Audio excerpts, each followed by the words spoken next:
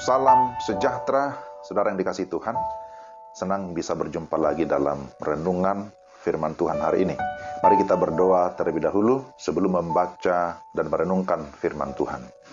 Bapa di surga, dalam nama Tuhan Yesus, terangilah hati kami, sehingga ketika kami mendengarkan firman-Mu, kami dapat memahami dengan baik.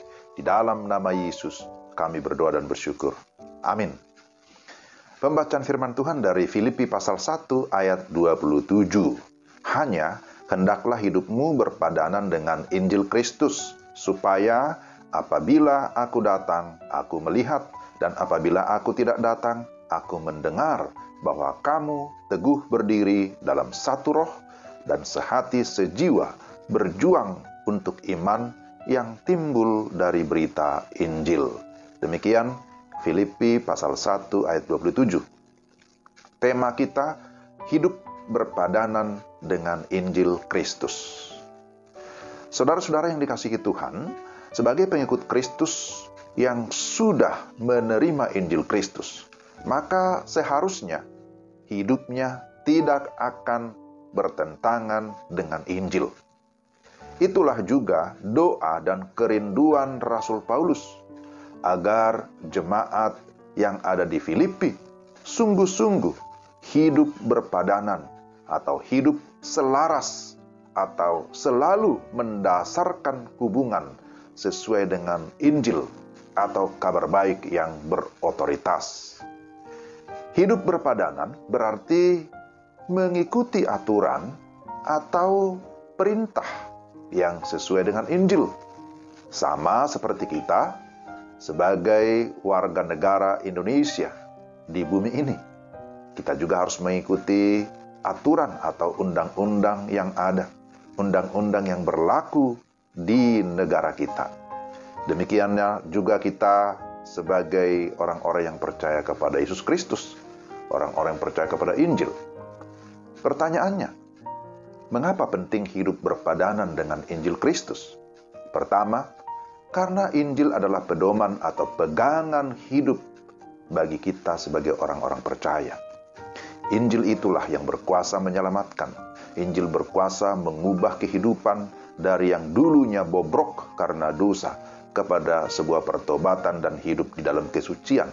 Injil mengubah pola pikir kita dan juga memberi kekuatan rohani. Jadi, bukan Rasul Paulus atau hamba Tuhan yang memegang kendali jemaat, bukan.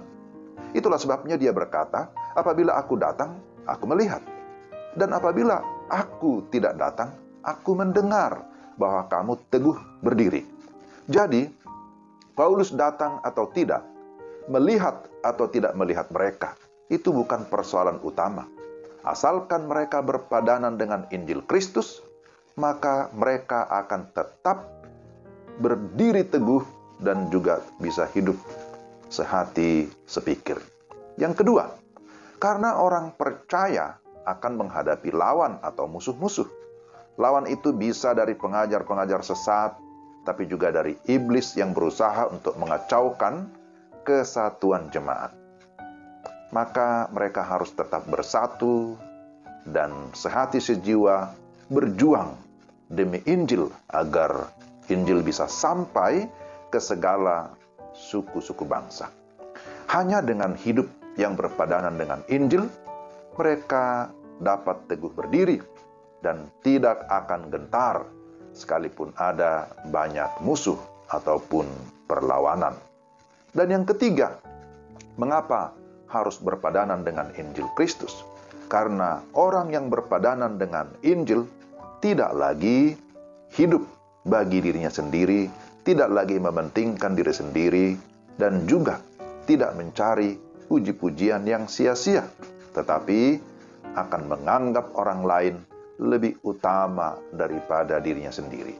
Orang yang berpadanan dengan Injil akan melihat keselamatan jiwa-jiwa atau keselamatan suku-suku bangsa menjadi hal yang mendesak, dan kemuliaan Tuhan tentu menjadi tujuan utama di dalam kehidupannya. Jadi, saudara-saudara yang dikasihi Tuhan, marilah kita hidup berpadanan atau selaras dengan Injil, agar kehidupan kita mengalami pertumbuhan kita hidup semakin kokoh dan teguh di dalam iman. Dan lebih daripada itu, kehidupan kita semakin berkenan kepada Tuhan.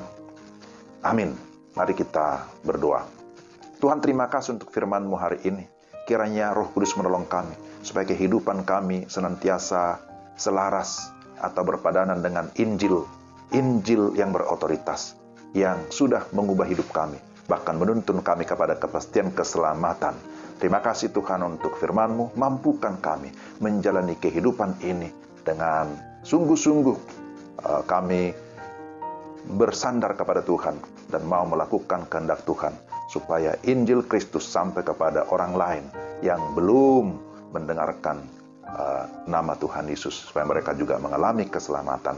Terima kasih Tuhan, terpujilah Engkau. Dalam nama Tuhan Yesus kami berdoa dan mengucap syukur. Amin.